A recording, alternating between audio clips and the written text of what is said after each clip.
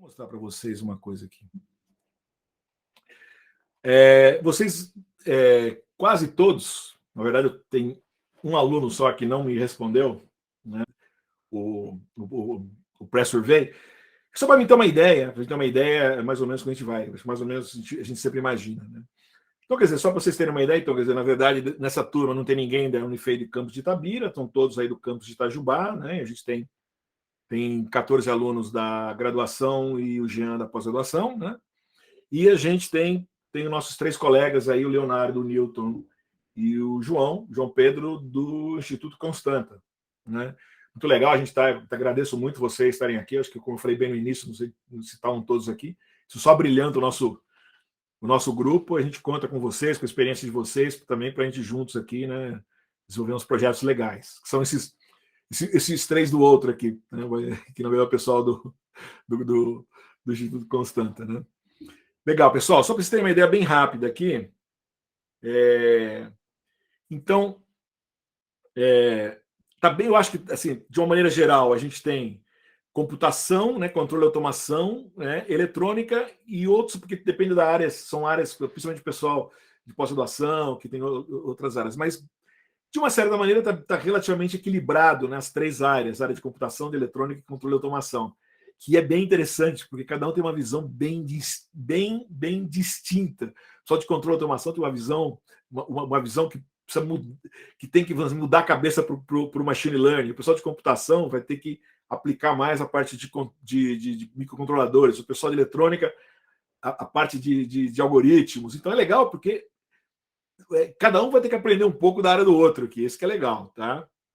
Em termos de período, né, a gente tem, na verdade, a gente tem quase a metade do pessoal está no 4º ano da engenharia, uma outra grande parte está quase terminando, né? E, na verdade, eu tenho pessoal que seria outros ou menos, na verdade, mas que tem pessoal de pós-graduação, então muda um pouco. Mas, vamos dizer assim, o grosso nosso aqui é 4º e 5º ano de engenharia, o que é legal, acho que está beleza. Né? Você vê o inglês, está legal, acho que todos vocês aí estão equilibrados, né? 100% tem o inglês mais intermediário, que, de novo, é só para leitura, tá? Quer dizer, obviamente, o convidado que a gente for trazer, ele deve falar inglês, mas eu acho que vocês se viram. Mas todas as minhas aulas vão ser em português, claro. Tá bom? Mas o material eu vou procurar, como vocês viram hoje aí, né? Mas meus slides são muito visuais, tá? Slides para dar mais suporte na aula, links, etc. Então, na verdade, não é cheio de coisa escrita. Então, por isso que eu falo, acho que falo muito, porque não está escrito lá, né? Então, mas não precisa ouvirem, mais ou menos ir guardando, né? Vocês veem, olha, metade do pessoal conhece Python, o que é bacana, tá? Mas eu tenho um grupo que não conhece Python, né? E alguns já aplicaram Python, mas metade conhece o básico, que bacana, né? A gente vê o seguinte: a gente tem metade do pessoal quase que não conhece Python, mas não conhece as bibliotecas, principalmente que nós vamos usar, né? NumPy é uma biblioteca super bacana, né? Metade do pessoal conhece, metade não conhece, que é o que a gente vai usar para trabalhar com matrizes. Puta, simplifica a vida para trabalhar com matrizes, e nós vamos ter que usar, porque pega uns dados, eu preciso limpar o dado, principalmente com imagem, eu vou transformar uma imagem numa matriz e vou trabalhar com algumas operações com álgebra linear. A gente fala álgebra linear da piada, né? A gente, o pessoal lembra da álgebra linear no meu primeiro semestre da engenharia, não foi fácil, né? Mas na época a gente não tinha NumPy, então o NumPy simplifica pra caramba a vida da gente. Pandas, cara, Excel para engenheiro, e Excel para análise de dados, vamos dizer assim, super fácil, é uma delícia usar Pandas, te facilita você manusear dados, limpar dados, né? Fazer inspeção de uma base de dados e tal. Matplotlib é a biblioteca mais simples para a gente fazer visualização, né, dos dados. Scikit-learn nós vamos usar, é a biblioteca mais importante para algoritmos de machine learning normais, machine learning básico, mas ela tem muitas aplicações também para separar dados, limpar dados, que vai nos auxiliar como suporte para o nosso TensorFlow, que é a biblioteca que nós vamos usar para fazer os modelos de machine learning aqui, ou de deep learning, né, de redes neurais. tá bom? Então vocês veem que alguns conhecem, alguns não conhecem, mas nós vamos conhecer o básico aqui, o necessário, tá? A maioria conhece C, legal, o que eu falei. O que é importante é o seguinte, quer dizer, o melhor, todo mundo já conhece o C. Então, mesmo quem não conhece Python, já trabalhou com C. E, gente, Python é muito mais fácil. Os que não conheceram, Python é muito mais fácil trabalhar com C, né? Eu acho, simplesmente, né? E hoje, inclusive, a gente já está começando a ver TinyML com MicroPython, tá? Eu mesmo, nos últimos desenvolvimentos que eu tenho feito usando o Portenta, eu já fiz na parte de vídeo usando MicroPython. Então, bem legal. Simplifica, é mais fácil usar. Só lembrando que, em geral, você vai gastar mais memória, ele é um pouco mais lento. Então, tem que levar tudo isso em consideração. Tá? A vantagem do C, né, do C e do C++, é que você consegue fazer modelos super pequenos, super otimizados, e você consegue fazer eles super rápidos. Né? Em termos de IDE, tá legal, a maioria conhece o IDE do Arduino, que a gente vai usar. Eu vou focar no IDE do Arduino. Ah, mas professor, eu uso Visual Studio. Legal, roda no Visual Studio, não tem problema nenhum, mas eu vou usar o IDE e vou, para quem não conhece, nós vamos trabalhar com o IDE do Arduino para o desenvolvimento. Né? No caso de programação, né, fazer os modelos de machine learning, nós vamos usar, na verdade, o Jupyter Notebook, ou alguém pode querer usar local, ou usando o Colab. Tá? Basicamente vai ser isso que a gente vai usar. Né? O que mais que é importante? Google Colab, a maioria não conhecia o Google Colab, mas eu garanto para vocês que 5 minutos vocês conhecem, vocês vão gostar pra caramba do Google Colab. Aqui está aqui é só mais curiosidade, né? A maioria usa o Windows, que para mim é uma desgraça, porque eu uso o Mac. Então, em muitos casos, professor, aqui não funcionou, eu preciso da ajuda de vocês em alguns casos para ver o outro que funcionou, o que fez. Eu não tenho uma máquina Windows na minha casa, eu tenho Linux e tenho Mac. Tá? A maioria já trabalhou com linha de comando, né? Nós vamos usar um pouquinho, não é nada, só um ou outro caso que eu tenho que usar. Né? Noção de estatística, né? Só tenho um aluno aqui, né, que tinha posto que sim, depois mudou que não. Mas estatística eu falo que é o básico de estatística, tá? Porque é importante você ter uma noção, principalmente quando nós vamos usar as métricas, para mim ver como é que está, de repente, porque eu tenho que ver se não tem o bias no meu dado. Conceitos básicos de estatística que nós vamos precisar aqui. Tá? Então é tranquilo. Álgebra linear, como eu falei, né? Na verdade é basicamente operações de matrizes, nós vamos usar o NumPy, tranquilo, todo mundo conhece, e eu garanto para você que nós vamos usar aqui até menos do que, né? Processamento básico de sinais também é o seguinte, a maioria conhece, tá? E é básico mesmo. Mas, por exemplo, é importante, na hora que nós vamos trabalhar com movimento, nós vamos pegar dados de um acelerômetro, falar para vocês, puxa, gente, vamos pegar esse sinal aqui, aí nós vamos aplicar um FFT nele, eu quero transformar para o domínio da frequência.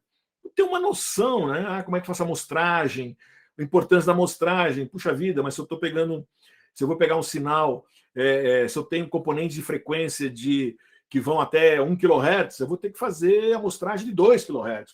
Por causa de Nyquist, eu sei que eu tenho que ter o dobro, né, da minha amostragem para mim poder tirar algum significado daquele dado. Então, coisas básicas assim que vocês vão pegar, que quem não viu vai ver na prática, mas que a gente tem que ter, né? São noções básicas, tá? A maioria já mexeu com o Arduino, legal, e é o básico mesmo que a gente vai precisar, né? A metade da turma não conhece Machine Learning, então bacana. Então eu peço ao pessoal que já conhece ou já viu Machine Learning, nós vamos passar por algumas coisas básicas, na verdade vai ser numa aula só que eu vou dar uma geral. Quem já conhece, dá um refresh, uma outra maneira talvez de ver, mas a gente é obrigado a perder 1 ou 2 aulas em trabalhando um pouquinho, entrar em TensorFlow, etc. Tá? Acho que é isso aí, só para vocês terem uma ideia, então, né? E é interessante que a maioria nunca ouviu falar de TinyML, hoje já passou a 100%, já ouviram falar de TinyML, e não é nenhum bicho de 7 cabeças, tá bom? Acho que é isso aí, só para vocês terem só para ter uma noçãozinha do quem é a turma de vocês. Então, pessoal, se vocês são bem heterogêneos, então eu peço que cada um que aquilo que conhece menos, então dá uma aplicação a mais, estudar um pouquinho mais, tá bom? E ir para lá. Beleza, pessoal? Continuamos, né? Então, joia. Acho que na aula eu vou cortar esse pedacinho, né? Acho que não. Enfim, vamos lá. Então, vamos à introdução ao TinyML, tá bom? Esse negócio sempre aparecendo aqui, né? Não sei por quê. Enfim. Bom, a gente já comentou isso aqui, não vou, quer dizer, o que é o machine learning, né? Basicamente, que a gente viu, que é o subfield da inteligência artificial, tá certo? E basicamente a gente usa para tirar padrões, características de um conjunto de dados, né? E o deep learning, né, onde tem as redes neurais, é um tipo de machine learning com rede neural, e ele tem um foco muito importante dele é com o big data. Ou seja, o que chama big data? Muitos dados. Quando você tem modelos, né, uma árvore de decisão, por exemplo, é um modelo simples que você usa em machine learning. Né? Você tem um conjunto de dados tabulares, por exemplo, você não tem muitos dados, às vezes a árvore de decisão é algo simples que você usa e resolve o teu modelo, e né, um modelinho de regressão que você usa para determinar alguma coisa. Você não precisa necessariamente usar rede neural. Você tem modelos simples, matemáticos, que a gente resolve o teu problema. Né? Mas, em geral, quando você tem um volume grande de dados, né, quando você tem um volume muito grande, começa a aumentar muito a quantidade de dados que você tem, é onde entra a rede neural. Tá? E mesmo que a gente não vai, às vezes, o nosso caso, a gente vai trabalhar com volume menor de dados, mas a gente vai rodar em cima de modelos que foram, por exemplo, vou usar um modelo de classificação de imagens que foi feito com 250 mil imagens, por exemplo, treinado, aí eu vou pegar aquele modelo e vou retreiná-lo, um pedaço dele só com as minhas imagens específicas, como lá, meus alunos fizeram com fogo, não fogo, incêndio, não incêndio. Mas eles pegaram o incêndio, não incêndio e aplicaram num modelo que já tinha sido feito muito mais sofisticado. Né? Então, por isso que o Deep Learning é muito aplicado ao Big Data, o volume grande de dados. Então, você tem essa relação aí. Tá bom? Pessoal, aplicações. Aí eu estou falando agora no HTML. Geral. Machine Learning. Né? Pessoal, vocês usam no dia a dia, né? Vocês têm, como eu comentei, da Alexa, usa lá dentro, eu tenho até TinyML lá dentro, mas quando você pega a tua câmera fotográfica, eu vou apontar minha câmera fotográfica para alguém, ela vai lá e me enquadra, parece um quadradinho na cabeça da. Ela foi lá, olhou a imagem, identificou, ela usou machine learning, né? Eu enquadrei a pessoa. Ou quando você abre lá na rede social, e aí o cara já. Você chega, põe uma foto de você e teus amigos, a rede social já descobre quem são teus amigos. Quer dizer, é machine learning, né? Ou quando você usa uma Alexa da vida aqui, né? Quando você usa uma Alexa, ou você usa um tradutor, né? Um tradutor de texto, ou um speech sair de speech para texto, por exemplo, que você usa no teu telefone para falar e ele já sai escrevendo, ou você põe uma notícia, pinta lá e ele te fala, ao contrário, ele pega o texto, transforma em palavra, tudo isso é machine learning. Né? São algoritmos de machine learning, né? E quando você dá um like, não like dentro de uma rede social. Tá? E eu tenho vários tipos de exemplos de machine learning. Por exemplo, classificação de imagens, super comum. Esse aqui é um exemplo, por exemplo, que eu fiz com o Raspberry Pi, né? Classificando imagens, tá? Eu tenho gato, aqui eu tenho minha cachorra, que essa cachorra já faleceu. Ela era brasileira, quando eu vim morar no Chile, ela veio comigo, Pietra, já infelizmente não está com a gente mais. Está aqui, ó, é um German Shepherd, pastor alemão e tal. Quer dizer, isso é uma aplicação de machine learning, classificação de imagens, né? Real, que a gente faz. Uma outra aplicação, detecção de objetos, qual é a diferença? Classificação de imagens, eu pego qual é a probabilidade, o que é o dominante naquela minha imagem. É um cachorro, é um gato, né? É um papagaio. Detecção de objetos, aí eu consegui pegar uma imagem aqui, ó, pego uma imagem e falar, aqui eu tenho um caderno, aqui eu tenho um laptop, aqui eu tenho um teclado, aqui eu tenho uma xícara. Quer dizer, eu não só consigo identificar objetos diferentes dentro de uma mesma imagem, mas aonde ela está, e no caso específico de uma aplicação genérica de machine learning, inclusive o tamanho, né, o bounding box, eu consigo saber o tamanho. Consigo fazer isso tanto em foto quanto em vídeo, de maneira real. Isso aqui é a minha mesa aqui, ó, tem meu teclado, né, a minha caneca de água, minha caneca dos Beatles aqui, meu celular e tal. Quer dizer, ele vem aqui e põe um vídeo, isso aqui era, no caso, usando o Raspberry, e ele me identifica. Né? Segmentação é outra área extrema. Nós não vamos usar isso em TinyML, mas em Machine Learning é extremamente utilizado para guiagem de automóveis. Aí eu uso modelos mais sofisticados, né? Mas aqui o que eu pego uma imagem e eu separo os pixels dela. Olha aqui, ó. Tudo que é azul é carro. Eu consigo dizer quais são os pixels associados ao carro. Tudo que é laranja são pessoas. Tudo que é amarelo é placa de trânsito, tá vendo? Verde são árvores. Aqui é pista. Aí tem outros eu consigo fazer a faixa central. Quer dizer, são uma aplicação de segmentação de imagens que eu separo todos os pixels. Essa imagem tem, por exemplo, 500 pixels por 300 pixels. Eu consigo saber cada um desses 500 por 300, né, tantos milhares de pixels, a qual elemento da imagem, a qual objeto ele está associado. Isso chama Image Segmentation. Pose Estimation, eu consigo, dado uma imagem, eu consigo, por exemplo, criar um esqueleto, né? Quer dizer, é importantíssimo na área de saúde, né?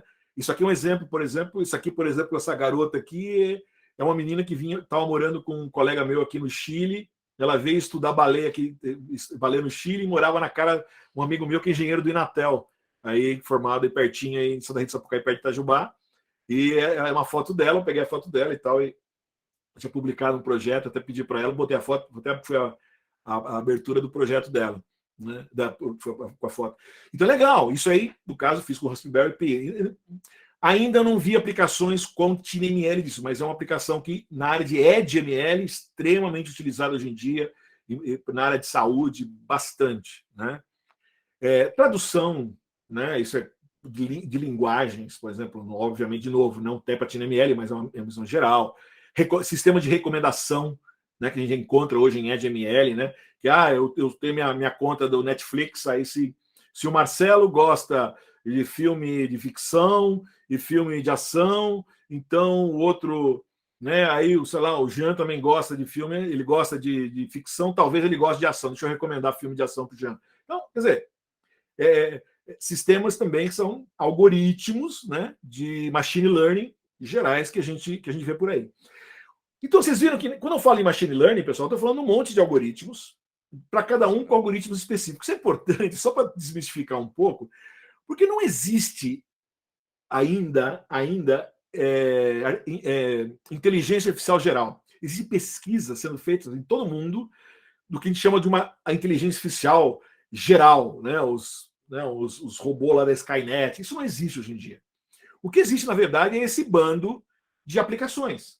Classificação de imagem, detecção de objeto, estimação de pose, reconhecimento de voz, reconhecimento de gesto, detecção de anomalia, Natural Language Processing. Isso são aplicações de machine learning, né, ou deep learning, né, em casos específicos, que você tem dentro do universo aí, inteligência artificial. Então, são coisas isoladas. No nosso mundo específico, né, que é o mundo do TinyML, nós vamos ver muito aplicações de classificação de imagem, né, e já começamos a ver detecção de objetos, né, usando câmera. Pose Estimation em TinyML eu ainda não vi nenhuma aplicação. Reconhecimento de voz, a gente usa muito usando o microfone, mas em geral para palavras, é só palavras. Então eu uso para keyword spotting, que é Alexa, não Alexa, Hey Google, esse tipo de coisa, Hey Siri, são para detecção de palavras, ou stop, para robótica, né? Stop, go, coisas pequenas, ligar, desligar, né? Esse tipo de coisa. Identificação de palavras, não identificação de frases ou coisas mais, palavras, né? Reconhecimento de gestos, né? Por exemplo, usando acelerômetros, como eu comentei, por exemplo, para ver movimentos, etc. Detecção de anomalia, muito comum com acelerômetro, mas também se vê muito o uso de microfone também para detecção de anomalia. E Natural Language Processing, não tem essa aplicação. Mas só para vocês terem então, uma ideia. Então, eu tenho esse conjunto de aplicações que é o Machine Learning e tenho algum subconjunto de aplicações que eu consigo usar TinyML. Tá bom? Legal, que é coisa mais baixa. É importante a gente ter na cabeça que é interessante que muitos de vocês, é a primeira vez que de repente estão vendo e falam, puxa vida, Marcelo, mas sempre que eu ia falar sempre que eu ia falar em machine learning, inteligência artificial, isso é o que vinha na cabeça de vocês, né? Esses data center enormes, essas caixonas aqui, eu ando aqui na cidade, eu vejo vários lugares, tem a Microsoft, Google, tem os data centers grandes aqui, né? Que é cheio desses racks de computadores lá, com um monte de tralha. E quando eu começo a pensar o que tem lá dentro desses caras, né, o que eu tenho ali são, né, GPUs, aqui, essas GPUs da NVIDIA poderosas, nego fazendo aí, né, blockchain, garimpando aí moeda e tal, usando essas GPUs ferradas, né, quer dizer, ou seja, isso aí consome uma energia monstruosa, né? Isso aqui, por exemplo, é um TPU. TPU são, assim, GPUs específicos, né? Que a Google chama Tensor Processor Unit, que a Google desenvolveu para usar nos data centers dela. Então, quer dizer, quando você usa um Google, está pesquisando as coisas, tudo que você está fazendo aqui no teu computador, isso aí está indo lá para os data centers da Google, sei lá, na Finlândia, na Suécia, sei lá onde, e lá com esse monte de máquina usando TPUs que são mais sofisticados que GPUs ainda, né? Coisa específica para trabalhar com tensores, né? Mais do que matrizes mais simples como a GPU, que era mais para imagem, esses caras já são tensor mesmo, tá? Porque eu posso ter, na verdade, modelos com várias, né? Um tensor, na verdade, é que eu posso ter. Bom, uma matriz é um tensor, né? Um tensor de 2 dimensões, mas eu posso ter 3, 4, 5 dimensões, por exemplo, num vídeo, posso ter frame, eu posso ter altura, largura, as camadas, né, de cores, RGB, aí eu posso ter quantidade de frames, tudo isso aí, posso ter um tensor sofisticado de 4, 5 dimensões aí, né? E essas são máquinas específicas para trabalhar com tensores, as TPUs, tá legal? Mas não necessariamente, né? Dizer que tudo que é grande, né, sempre é melhor, não necessariamente, tá? Então, porque em muitos casos, hoje, como eu comentei com vocês, a gente já vê aplicações, que eu comentei várias para vocês ali atrás, que vocês usam, nem percebem que usam no telefone, né? Conversão de áudio em escrita, escrita em áudio, detecção de palavras, muitos casos, tradução, fotos, tal. Tem uma série de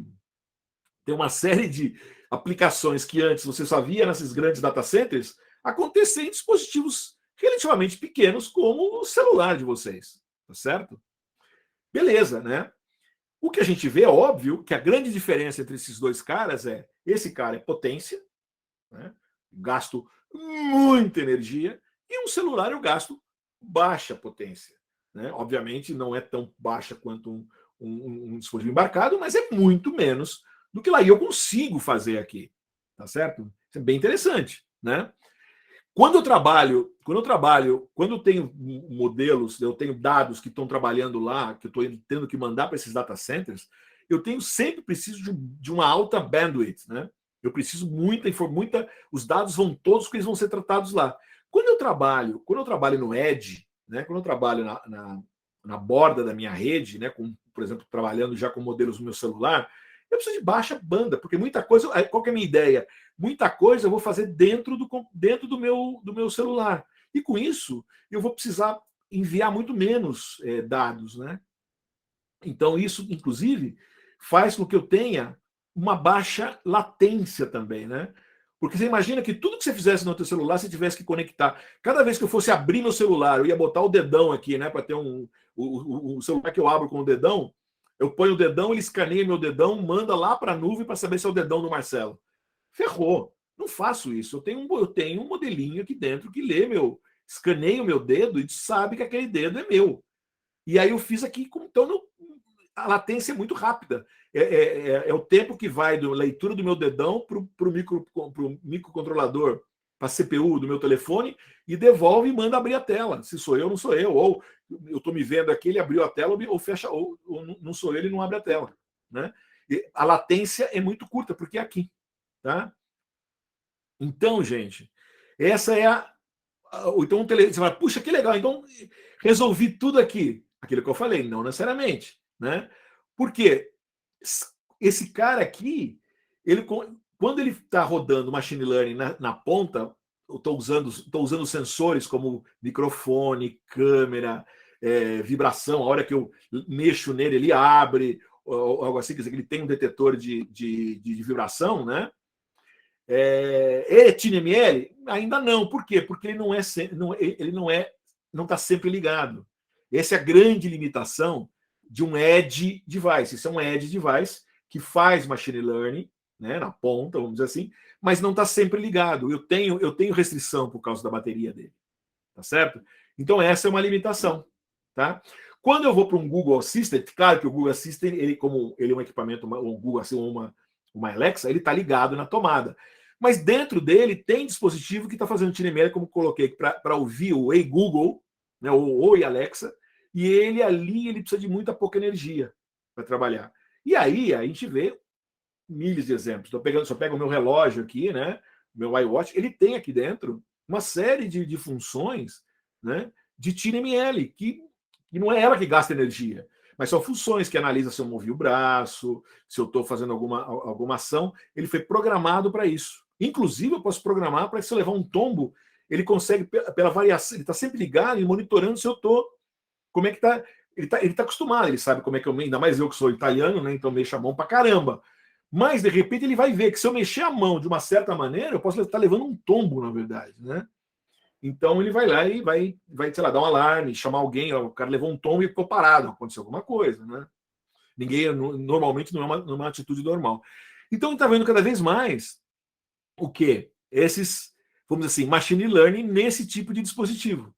E isso é interessante, gente, porque vocês já imaginaram hoje a quantidade de dispositivos que está sendo gerado, que está gerando dados no mundo? Quer dizer, é uma coisa absurda. Lembrando, voltando lá atrás, que eu falei da definição de quando eu falei machine learning, a aplicação desse negócio é enorme, né, em dados, né? Quando a gente fala em dados, o tal do Big Data. Porque eu tenho coisa no mundo inteiro capturando dados, né? Só que a grande maioria desses dados não são usados, né? Ou eu capturo dados, não uso os dados, ou capturo os dados e mando tudo para uma nuvem, né? Quer dizer, muito pouquinho dos dados são dados estruturados na ponta que eu consigo analisar e usar eles de uma maneira efetiva. Ou seja, eu tenho hoje uma... Por isso que está crescendo demais a área de TinyML e Machine Learning, tá? No mundo. Então, para a gente fechar esse pedacinho, a gente pode concluir que o Machine Learning, né, ó, tem aplicações enormes no mundo real. A gente só citou algumas bem mais comuns, mas aí mundanas para vocês, né? Machine Learning em geral, né? Machine Learning está indo da nuvem para os dispositivos da borda. A gente está vendo cada vez mais isso, os telefones, o poder dos telefones, a quantidade de aplicações nos telefones, tá certo? Eu tenho uma quantidade enorme de dispositivos hoje no mundo que geram sinal, que geram... Eu tenho aqui, se for na minha casa, eu tenho rádio, eu tenho, sei lá, panela, frigideira elétrica, um monte de bagulho que tem microcontrolador ali dentro, que tem sensores ali dentro, que geram dados, mas inclusive esses dados eu nem mando para nada. Quer dizer, isso tudo é potencial que eu posso pegar esses caras aqui, esses endpoints, né? Que vamos dizer, é uma maneira mais... Endpoint seria, também a gente pode pensar que é um sensor node, quer dizer, são sensores mais microcontroladores juntos, que estão gerando dados que, puxa vida, eu podia começar a utilizar isso cada vez mais. Tá bom? Então, quer dizer, isso que é legal. Então, voltando para o nosso... Então, que legal. Então, só uma visão que é o Machine Learning, está em toda parte, e eu tenho um monte de sensores conectados com microcontroladores que estão gerando dados que eu nem estou utilizando. Quer dizer, o potencial é maravilhoso aí, né? Então, quando eu falo de TinyML, né, o que é o TinyML? Na verdade, é eu juntar dois mundos aí, né? O mundo dos sistemas embarcados, aí agora de mais abaixo, né? Quer dizer, saio do meu edge e vou para o meu microcontrolador aqui, né? Então eu vou para o meu sistema embarcado. E depois eu vou juntar com software, né? Ou com machine learning para mim gerar o TinyML. Mas vamos pegar alguns exemplos, então, aí principalmente de embedded devices, né? Por exemplo, vamos pegar talvez o modelo mais comum de uso de TinyML que a gente tem ao lado da gente, que são os assistentes pessoais, os Alexa, os Siri, os Google. Só para a gente lembrar, o que esses caras fazem, né? Qual a função deles? A função deles é, né? Alguém chega lá e fala: Ei, Google, ou olá, Alexa, né? A Alexa responde: oi, o que eu posso te ajudar? Tá certo? Mas na prática, o que eu estou fazendo? São três coisas que a gente está fazendo aqui. Primeiro, eu estou capturando áudio, tá certo? Eu estou capturando áudio no sensor, que é o meu microfone, tá certo? E estou extraindo, vou extrair esse sinal. Vou pegar esse sinal e vou processar esse sinal, ou seja, vou fazer uma tradução dele aqui, tá certo? Porque eu quero fazer um comando, ou seja, se eu falei aqui, chuchu, vou traduzir o chuchu de alguma maneira e eu vou fazer o quê? Nada. Eu vim aqui e falei: ei, Google. Ele traduziu e falou: opa, o cara está me acordando. Eu tenho que vir aqui, vou gerar um output, por exemplo, eu vou ligar um rádio, vou me conectar com a rede, etc. Tá certo? Quer dizer, então eu capturo o dado, né? Processo o dado, através, no caso de nós sabemos que nós vamos usar machine learning aqui, mas de uma maneira geral, e aí aqui eu vou gerar uma saída, tá certo? Tudo começa com um sensor, okay? Que é a entrada. Como eu comentei com vocês lá atrás, gente, eu posso ter milhões de endpoints ou sensor nodes ou sensores. Eu tenho sensores de movimento, né? Eu posso ter sensores de movimento como giros, radares, eu posso ter sensores de toque, sensor de pressão, sensores acústicos, né? Com microfones, etc. Sensores de imagem, câmeras ou sensor térmico, encoders para rotação, sensores biomédicos, fingertip, que eu comentei, né? Você abriu o seu celular, ou de coração, que eu comentei com vocês que a gente usou no projeto, sensores ambientais, né? Pressão, temperatura, umidade, infravermelho, etc. Ou seja, sensores de todo tipo. Se a gente... E a gente vai usar muito aqui os sensores microfone e tal, mas quer ver? Mas deixa eu pegar... Vamos pegar... Esse aqui a gente vai usar muito no curso, mas vamos pegar um pouquinho sensores biométricos, só para ter uma ideia. Né? Hoje eu tenho sensores, né, para monitoramento de glucose, né? Sensores que detectam o dedo, como comentei, os sensores do ECG aqui que nós usamos no nosso projeto da Unifei. Quer dizer, é um monte de tipo de sensores que eu tenho nessa área, vamos dizer assim, biomédica, né? Além dos outros. Ou pegar outro, sensores de imagem, por exemplo, né? Que é o que nós vamos usar no nosso curso, no caso, a nossa câmera. Ou seja, sensor, tem o microfone, sensor de vibração, sensor de câmera, são sensores. É da onde eu vou capturar dados para entrar no meu sistema, né? Vou precisar processar. Obviamente, quando a gente falava em machine learning, vocês lembravam lá atrás que a gente processava usando esse bagulho aqui. Quando a gente pensa pensando grande, em geral, machine learning, a primeira coisa que vem na cabeça, até quem está começando no começo da aula, como é que eu vou jogar?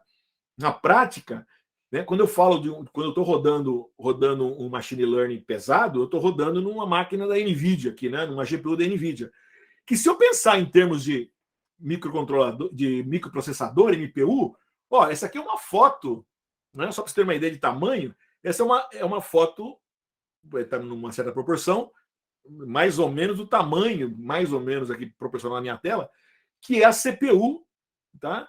A CPU, GPU lá da NVIDIA. Olha só, 560 milímetros quadrados, né? É uma pastilhona, é um quadradão, mais ou menos desse tamanho, assim, aqui e tal, né? Proporcional, tá? Legal. Quando eu pego o telefone, se eu pegar o meu telefone aqui, ó, né? Pegar o meu telefone, eu também tenho um microcontrolador ali dentro. Em geral, como eu falei, é um Cortex-A, por exemplo. Aqui nesse caso, nesse exemplo, é um A12. Olha o tamanho do A12 aqui em relação à NVIDIA. Puxa, já 83 milímetros quadrados aqui. Tá? Quer dizer, já é pequenininho, já é um quarto do tamanho ali daquele cara da NVIDIA, mas eu poderoso, consigo fazer. E quando eu vou para o meu celular, que eu comentei com vocês aqui, né? Aqui dentro eu tenho lá um carinha ali dentro, né? Que é o S1. Cara, aqui, ó, olha o tamanho do S1 aqui, ó, né? Ele já tem, ó, 30 milímetros quadrados, né? O microcontrolador aqui. Ele já é 1/10 do tamanho do microcontrolador que eu tenho no meu Applezão aqui, né? No meu iPhone, tá certo? E tem mais, mas eu tenho hoje, inclusive, eu tenho microcontroladores, poderosos microcontroladores, né? Que são com 48 MHz, 32K de flash, os Kinects, por exemplo, de 3 milímetros quadrados. Sabe o que é isso, gente? Ó, isso é uma bola de golfe. Olha o tamanho do cara. Tá? Então, quer dizer, eu tenho hoje microcontroladores extremamente pequenos, mas extremamente sofisticados, e que eu consigo fazer machine learning com esses caras. Né? E mais importante, eu tenho bilhões. Hoje se estima mais de 250 bilhões de microcontroladores estão aí no mercado rolando, não necessariamente fazendo machine learning, não é isso? Controlando coisas. Mas eu estou trabalhando com dados, estou gerando dados, não necessariamente transmitindo, fazendo nada, ou trabalhando localmente. Mas que cada dia mais e mais e mais, o que está acontecendo? Eu estou começando a aproveitar esses microcontroladores, o poder de processamento desses caras, a geração de dados que ele está fazendo, e aproveitando esse cara para mim, é poder tirar inteligência, quer dizer, começar a fazer inteligência aí no próprio local, tá certo? Quer dizer, eu estou conseguindo cada vez mais fazer isso.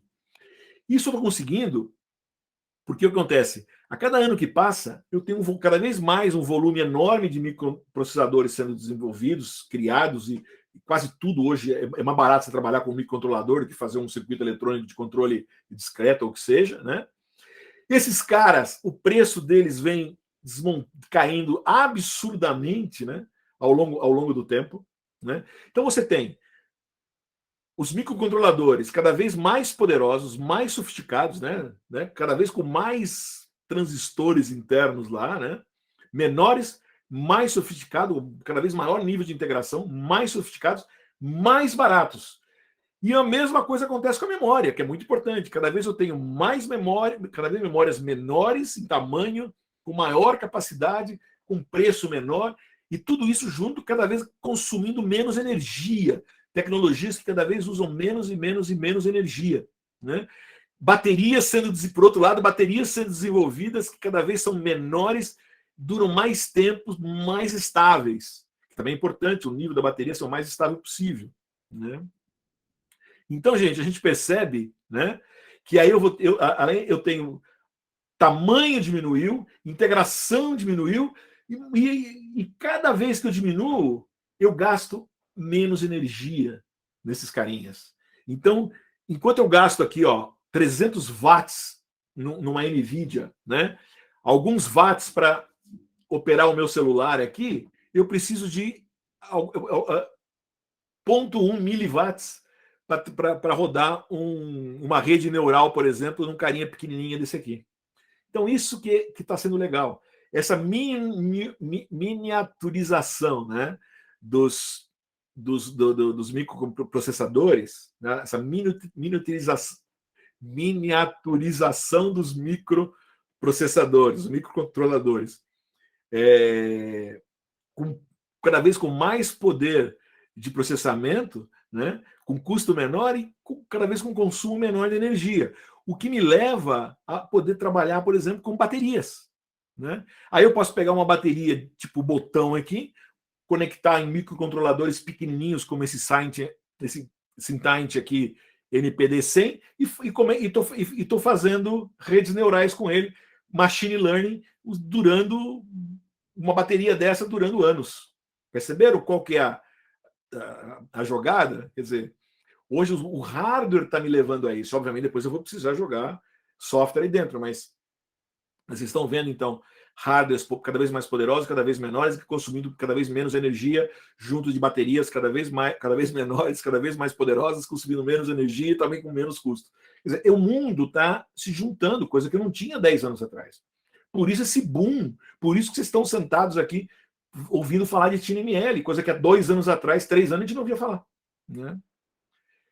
Legal. Então, então, peguei os sensores, capturei dados, fiz o processamento com esses microcontroladores cada vez menores, né? O que me leva ao meu output, né? Obviamente tem que dar uma saída. Aí é só, quer dizer, hoje a gente tem, né? Eu tenho vários, como output eu posso ter aqui alto-falante, né? Eu posso ter relés, motores elétricos, o próprio LED é saída, né? Também pode ser motores aqui, bombas, né?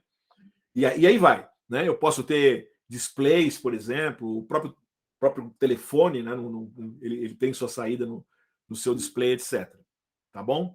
Enfim, isso tudo que a gente falou aqui, então, né?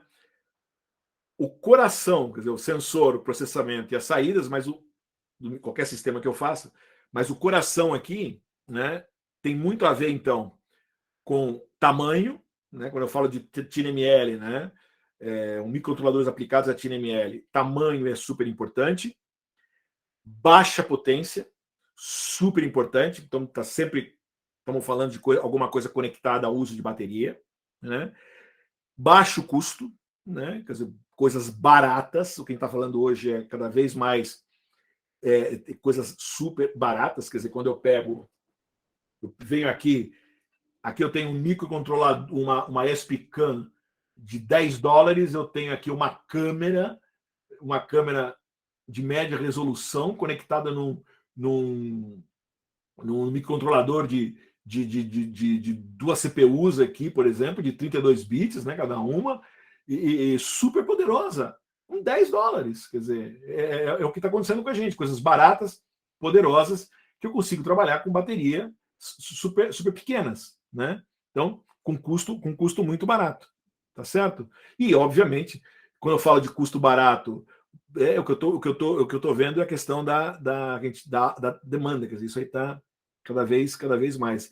Não tem como parar. Por isso que lá no comecinho da aula, há 2 horas atrás, eu falei que é o campo que está mais explodindo dentro do campo da inteligência artificial, do machine learning, é o campo do TinyML, né? Principalmente por causa dessa evolução enorme que a gente está vendo nesse campo de baterias e mais processadores, memórias, etc. Tá bom?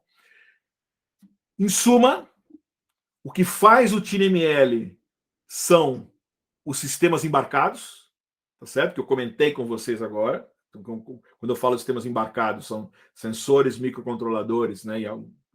Para conectar algum tipo de saída, né? E o machine learning rodando nesses caras, que eu não falei muito ainda, eu só comentei rapidamente, né? Que é o que a gente vai ver na próxima aula. Mas a soma do machine learning rodando nesses dispositivos embarcados aqui é o que me dá o meu TinyML. Tá bom? Pessoal, não se esqueçam de sempre dar uma olhadinha para se tem algum material de leitura. Eu deixei acho que um paper só para você. Paper. Na verdade, um artigo que eu tinha achado, que eu tinha achei super interessante, que o ano passado não, né? Acho que esse ano, né? Quando saiu o Get Back dos Beatles, né? Aquele trabalho, os caras levaram 10 anos fazendo um trabalho de pegar os áudios, os vídeos áudios, mas o que interessa é o áudio, da gravação do último LP dos Beatles lá, né, nos anos 60. E aí o pessoal aplicou machine learning para conseguir separar os instrumentos e tal. E saiu no Estadão uma reportagem legal. Eu falei, vou copiar e não sei se está correta, mas deixei lá para vocês darem uma olhadinha na matéria, que é o uso do machine learning numa outra área super interessante, que é áudio, né? Mas é isso aí, pessoal. Procurem estar sempre atentos também, tem muito curso que sai por aí, o MIT lança, tá toda semana agora saindo, tem uma... Depois eu vou deixar até para vocês, eu deixo para vocês lá uns vídeos bacanas sobre uma visão geral sobre machine learning. De novo, nós vamos ver aqui no curso, mas quem quiser ir mais a fundo, ter uma visão mais geral, é sempre legal e fuçar. Essa é uma área que vocês têm que ser fuçador, tá bom? Legal. Eu vou deixar um quiz para vocês hoje ainda até o final do dia, tá bom? Para vocês responderem para mim até a próxima semana, tá? E continuem fazendo os de Python lá atrás, que acho que tem umas 3 semanas ainda para entregar. Tá legal? Bom, a gente já comentou. Pessoal, estamos dentro do horário da final da segunda aula. Dúvidas?